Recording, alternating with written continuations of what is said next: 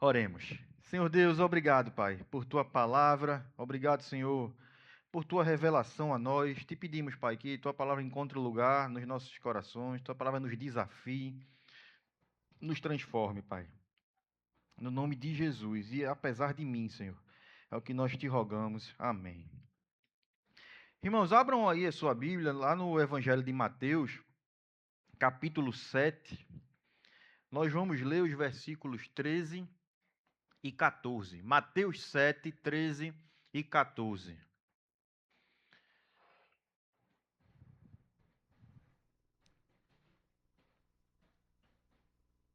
Posso ler?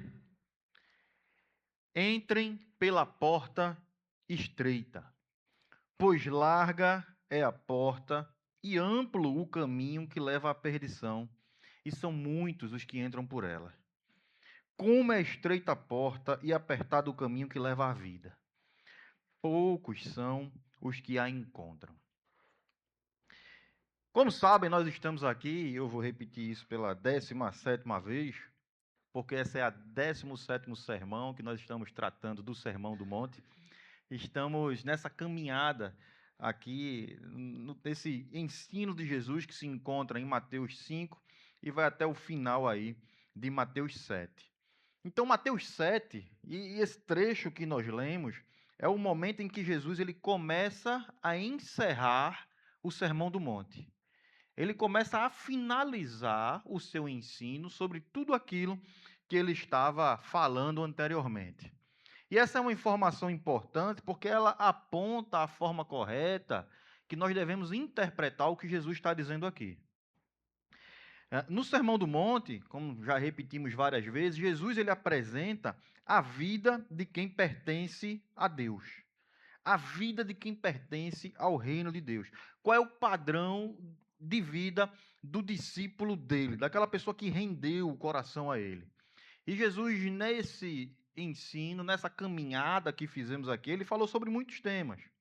Falou sobre pobreza de espírito, falou sobre gente chorando pelo pecado, falou de mansidão, de fome, de sede de justiça, falou de reconciliação, falou de pureza, falou de legalismo, falou de fidelidade, de verdade, de amor, amor aos inimigos, de perdão, confrontou a religião de aparência, expôs o coração dividido entre o dinheiro e Deus, nos chamou a confiar em Deus, a descansar no Pai, a buscar primeiro o reino de Deus, a não julgar os outros com hipocrisia ou com soberba. Tratou de revelar as intenções do coração, mostrou como Deus está atento ao nosso interior e não somente às práticas externas, mas principalmente às disposições internas do coração. E agora ele está chegando na parte final e dá essa advertência. Entrem pela porta estreita, pois larga é a porta e amplo o caminho que leva à perdição, e são muitos os que entram por ela. Mas estreita é a porta e apertado o caminho que leva à vida, e são poucos que a encontram. Então essas palavras de Jesus, elas não estão soltas. E elas não são uma ideia abstrata. Jesus está olhando para tudo que ele acabou de ensinar, está mostrando para a vida que ele acabou de apresentar, está mostrando o caminho, olhando para o caminho que ele acabou de apontar e está dizendo, olha, o caminho da vida é esse. Esse é o caminho do reino. Entrem por esse caminho. Essa é a vida do discípulo. Mas para ser claro, para a gente não ter nenhum tipo de interpretação errada aqui, Jesus não está ensinando que alguém consegue a vida, consegue entrar no caminho por cumprir o padrão do Sermão do Monte. Esse é um peso impossível de carregarmos. Nós somos pecadores. Nós não conseguimos cumprir tudo o que Deus espera de nós. E é por isso que nós precisamos da graça do Senhor. O Sermão do Monte ele não é uma escada que a gente vai subindo para chegar até Deus por conta de nossa própria obediência. Mas o Sermão do Monte apresenta o padrão, como eu falei, já repeti, falei em vários dias, daqueles que foram alcançados por Deus, que tiveram o coração transformado e agora pertencem a Deus. Então, quando Jesus manda entrar pela porta estreita, ele está nos chamando a participar dessa vida que ele está mostrando, a parar de simplesmente ficar admirando a Jesus, olhando de longe a vida que Jesus apresenta e até concordando, mas se render a tudo isso, especialmente se render ao Rei que produz essa vida em nós. Então é como se Jesus estivesse dizendo: olha, essa é a vida dos que pertencem ao reino. Esse é o caminho dos que foram alcançados pela graça. Não fiquem apenas ouvindo de longe, admirando a distância, concordando intelectualmente. Entrem. Venham viver assim. Então, o caminho apertado, o caminho estreito, é o caminho do reino, o caminho daqueles que estão nessa caminhada em direção à vida eterna. O caminho de quem teve o coração transformado, que nasceu de novo, que tem Cristo como seu Senhor. Mas é interessante notar, e aqui já trazendo algumas aplicações para nossas vidas, que Jesus, ele só apresenta dois caminhos. Jesus só apresenta dois caminhos. Só existe o caminho estreito e o caminho largo.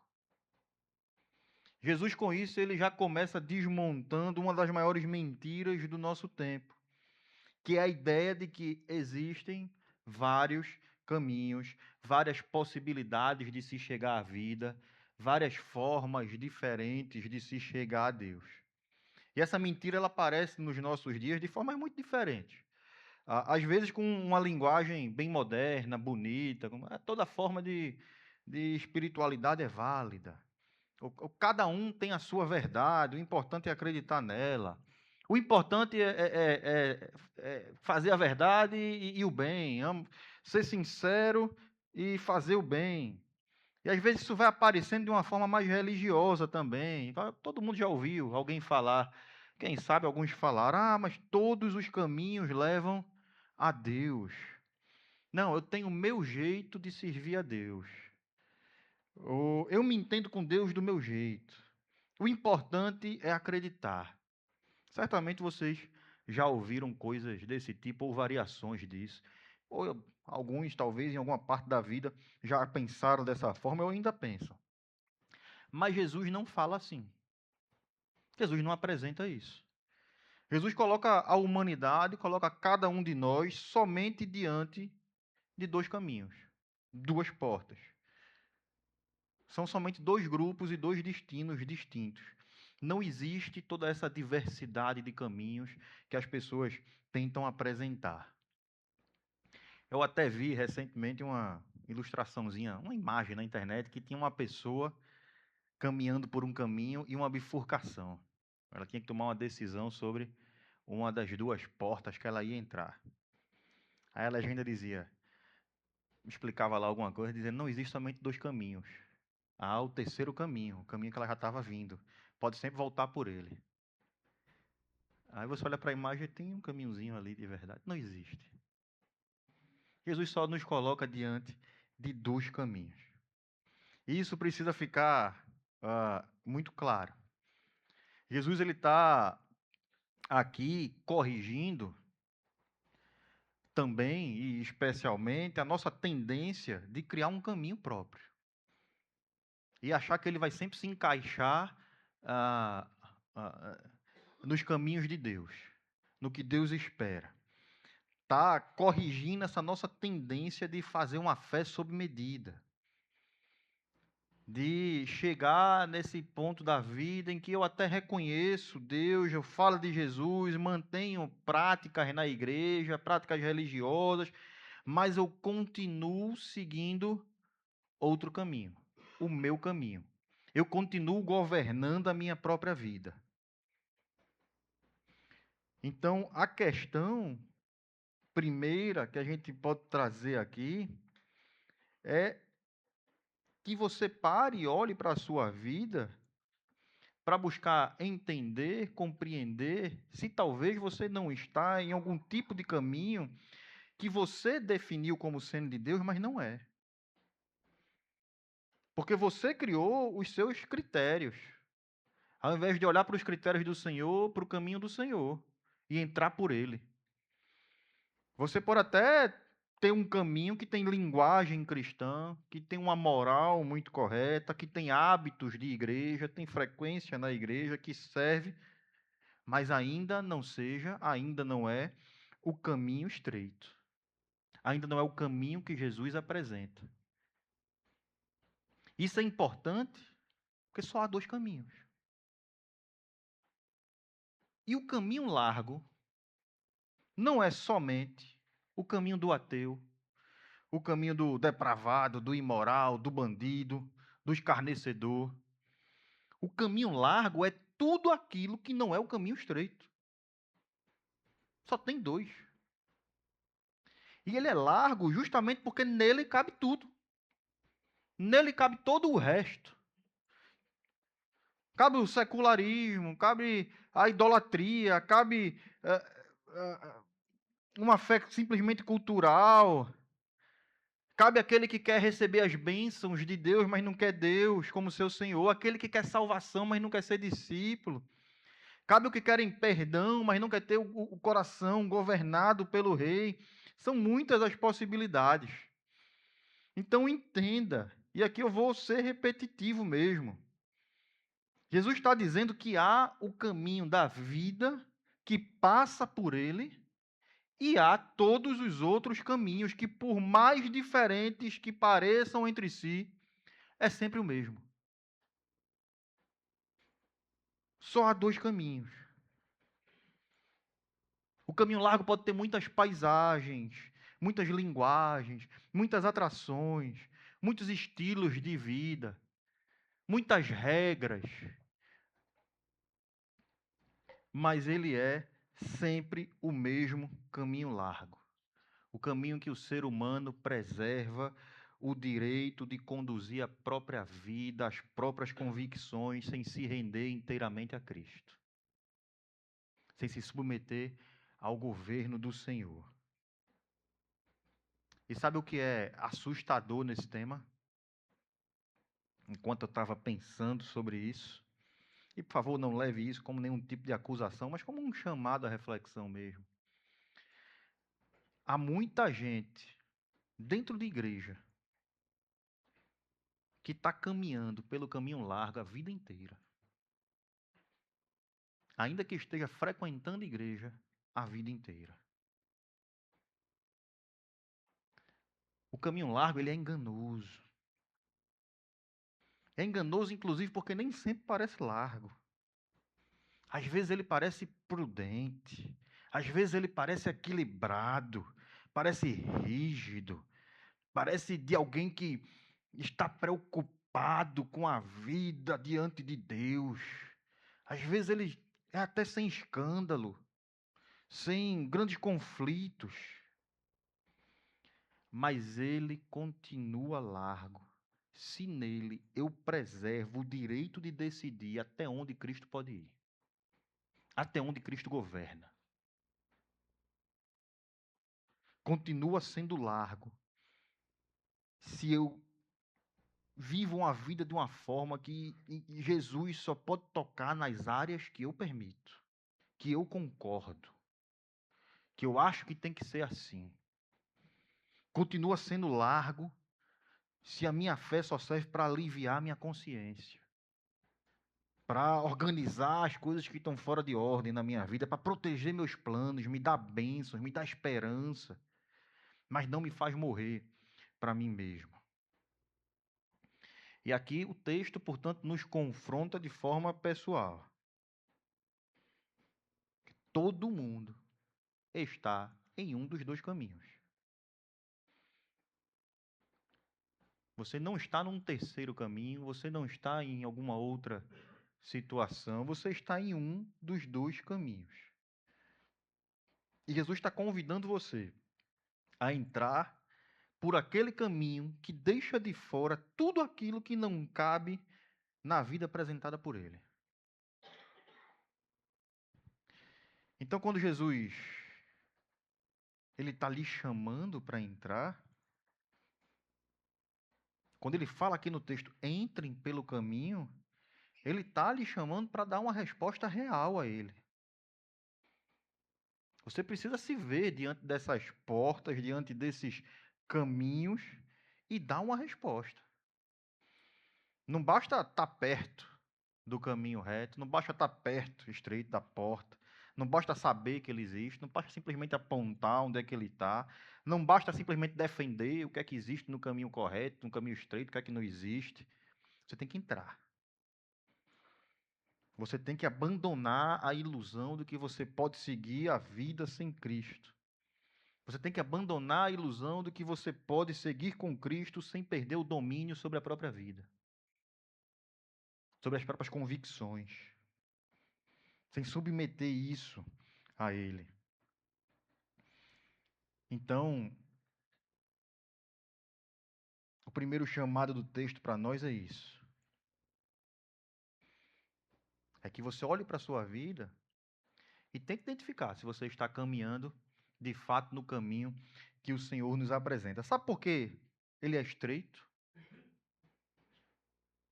E aqui eu estava pensando sobre essas questões, porque eu sempre tive uma imagem um pouco diferente. Às vezes a gente fala que é estreito e talvez seja o que está na sua cabeça porque ele é difícil, né? Porque ele é ruim, porque ele é duro. E aqui eu não estou falando que a vida do discípulo não pode passar por essas situações, não pode. Porque é uma vida de autonegação.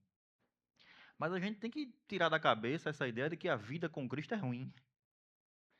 Porque o caminho com Cristo é prazeroso.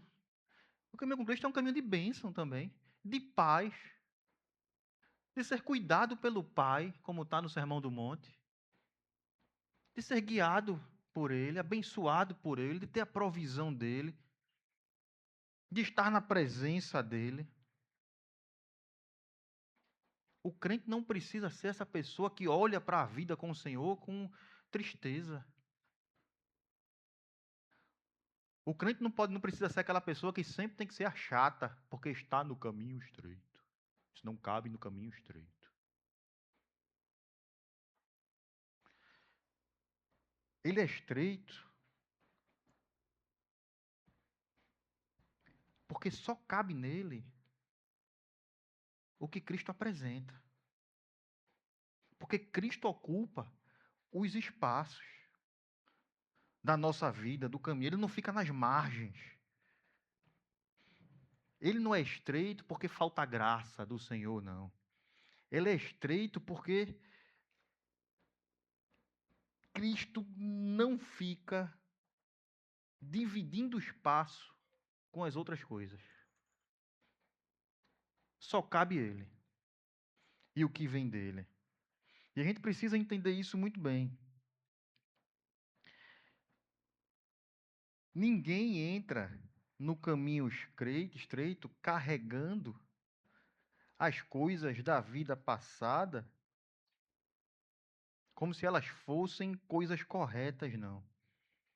Aqui eu não estou falando que a gente não vai ter pecados, não. Que a gente não vai carregar nas nossas vidas coisas que não agradam a Deus, porque nós somos pecadores. E a gente não vai permanecer no caminho porque a gente é melhor do que os outros ou por conta da nossa capacidade de realizar esses atos, não. Mas o caminho é estreito porque Cristo deixa de ser somente uma parte do caminho. Cristo deixa de ser somente uma parte da vida. E ele começa a governar o caminho inteiro, a vida inteira. E ele não se contenta em simplesmente ocupar um espaço que a gente reserva para ele. Senhor, até aqui tu podes ir. A partir daqui é o meu caminho. São as minhas coisas. Senhor, no caminho contigo que está aqui, esse pedacinho aqui, o Senhor não entra, não. Aqui é meu. Aqui está o meu armário, com os meus ídolos. Não mexa nisso aqui, não. Então, Jesus ele não veio simplesmente ocupar uma parte do caminho, um pedaço da vida, um dia da nossa semana. Ele veio para ser Senhor de tudo. E talvez seja aqui que muitos recuam. Muita gente não rejeita a Jesus completamente, mas rejeita o lugar que Jesus exige ocupar na vida daqueles que pertencem a Ele. Muita gente aceita Jesus como um conselheiro, mas não como Senhor. Aceita um Jesus que abençoa, mas não um Jesus que corrige. Aceita um Jesus que perdoa, mas não um Jesus que transforma, que tira da nossa vida, arranca da nossa vida aquilo que não agrada a Ele. Aceita um Jesus que ajuda nos momentos difíceis, mas não um Jesus que governa pensamentos, desejos, a agenda, o bolso, relacionamentos, decisões, prioridades. Mas o Cristo do Sermão do Monte, o Cristo verdadeiro, o Cristo das Escrituras, não se deixa colocar nas margens do caminho. Ou ele é tudo para nós, ou não estamos no caminho. Ou nós somos dele e não somos mais de nós mesmos, ou estamos no caminho largo. E é por isso que o caminho é apertado. E ele aperta o nosso orgulho. Ele aperta as nossas justificativas próprias, aperta nossas desculpas, aperta nossos desejos desordenados, aperta nossa necessidade de controle. Mas aqui também entra, e aqui também está a beleza do Evangelho, meus irmãos. Esse aperto não é destruição, não é opressão, é libertação. O caminho não é estreito para esmagar a alma, não, mas para nos aliviar de tudo aquilo que nos prende no caminho de morte. Nos livrar de tudo aquilo que nos prende no caminho largo. E é por isso que ele nos confronta. E nos confronta a devolver nosso coração ao Pai. Tirar de nós essa falsa liberdade de viver para si mesmo. E nos dar a vida verdadeira, a vida de quem pertence a Ele. E eu lhe pergunto: você tem sido confrontado na sua caminhada? Nessa nossa caminhada, inclusive no Sermão do Monte, em que muitas vezes fomos duros aqui mesmo, mas de acordo com a palavra de Deus, você tem sido confrontado? Você tem sido confrontado a desmontar ídolos, a destronar aquilo que ocupa indevidamente o centro do seu coração, a soltar o controle, a se render a Cristo completamente? Porque é esse caminho que Jesus está nos chamando, em que o coração deixa de ser governado por si mesmo, por seus próprios senhores, para ser governado por Cristo. Onde Cristo não é mais somente uma parte do caminho, uma parte da nossa história, mas Cristo é o centro, é o nosso universo. E certamente ainda lutamos, tropeçamos, precisamos confessar pecados e dependemos da misericórdia de Deus todos os dias, mas entenda. O discípulo, então, não é aquela pessoa perfeita que consegue viver à risca tudo aquilo que Jesus está ensinando no Sermão do Monte. Mas é alguém que deseja isso. É alguém que não trata mais o ensino de Jesus como algo opcional. Já percebeu como a gente faz isso com frequência? Já percebeu como a gente olha para o que Jesus está nos desafiando? Às vezes de forma muito clara, e a gente trata como se fosse opcional? Como se a gente pudesse escolher não seguir e está tudo bem? Já percebeu como nós fazemos isso tantas vezes e encontramos justificativas e tantas outras questões?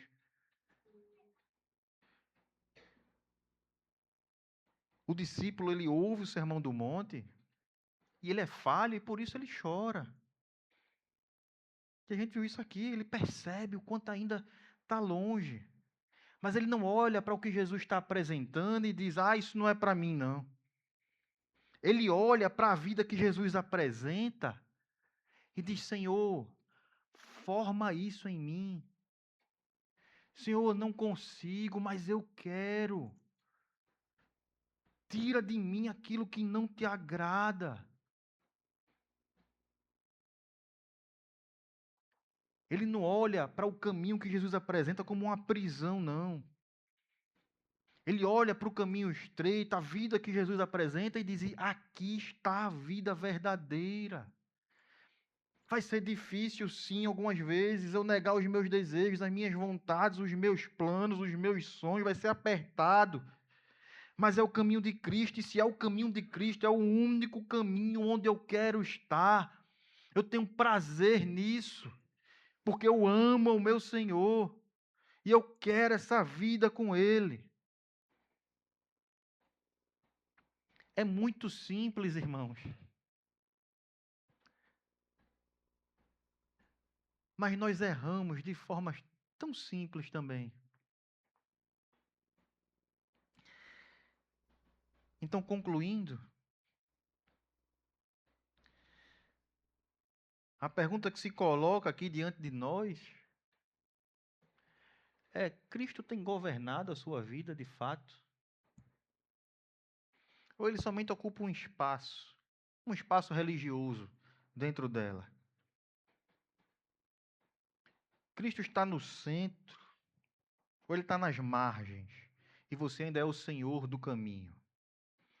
Ele é o Senhor dos seus planos, ou ele somente alguém que você recorre para abençoar os seus planos? E você não quer abrir mão. Ele é o seu tesouro, como nós falamos há pouco? Ou ele é somente um meio para que você tente preservar outros tesouros? E aqui um balizador importante. A nossa resposta diante desse chamado de Jesus, do caminho estreito, do caminho da vida, do caminho com Ele, não deve ser dada simplesmente por medo do caminho largo. Porque o caminho largo leva à perdição. Isso é muito importante. O que nos move pelo caminho com Cristo é o desejo por Cristo. Não é simplesmente eu não quero o caminho largo.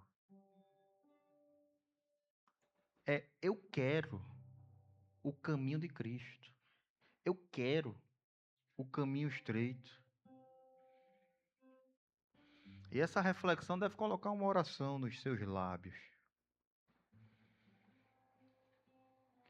É você se curvar e realmente dizer diante do Senhor: Senhor, eu não quero que o Senhor ocupe apenas uma parte da minha vida.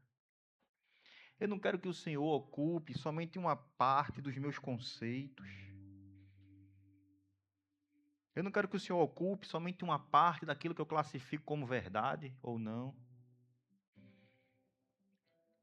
Eu te quero como dono da minha vida, dono dos meus planos, dono dos meus desejos, dono das minhas decisões. Eu quero que o Senhor reine sobre tudo na minha vida. Eu quero que o Senhor tome o centro e que o Senhor forme em mim essa vida que o Senhor espera de quem te segue.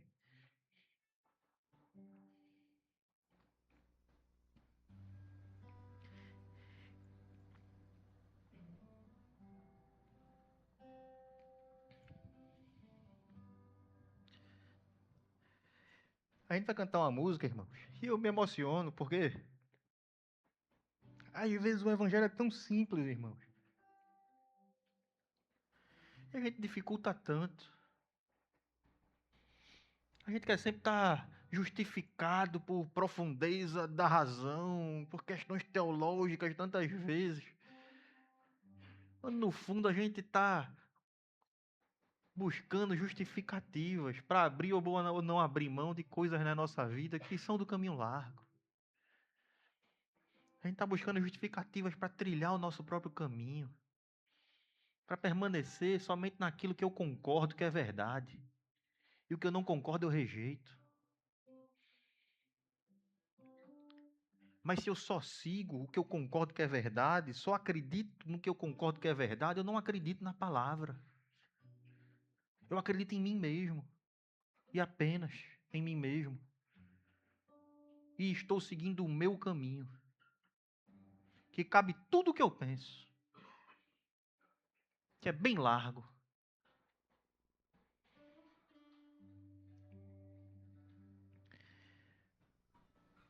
Mas Jesus te oferece. E não importa o tempo de caminhada que você tem na igreja.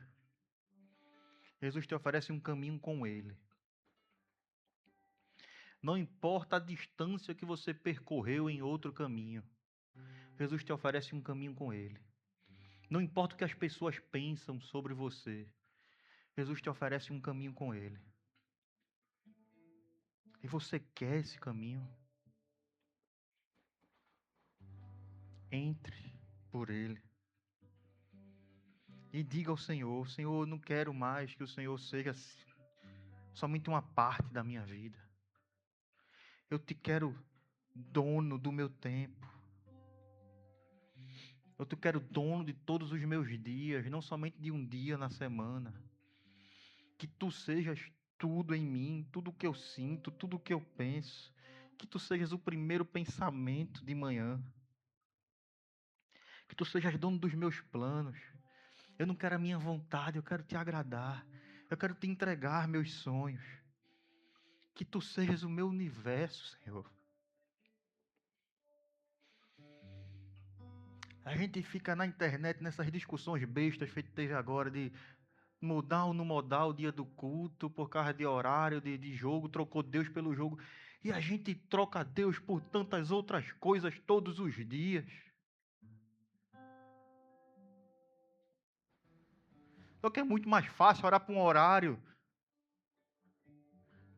que pode ser cumprido com todo mundo vendo o seu sacrifício, entre aspas, e bater no peito, dizendo que ama ao Senhor por causa disso. E naquele mesmo dia está trocando o Senhor por si mesmo, por suas próprias convicções, por sua aparência de religiosidade, pelo dinheiro, por sua carreira.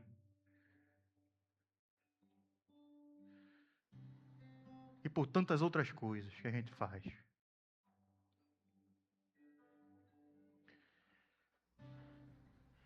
Jesus está nos chamando. Não importa o tempo que a gente percorreu e por onde percorreu. Há uma vida com Ele.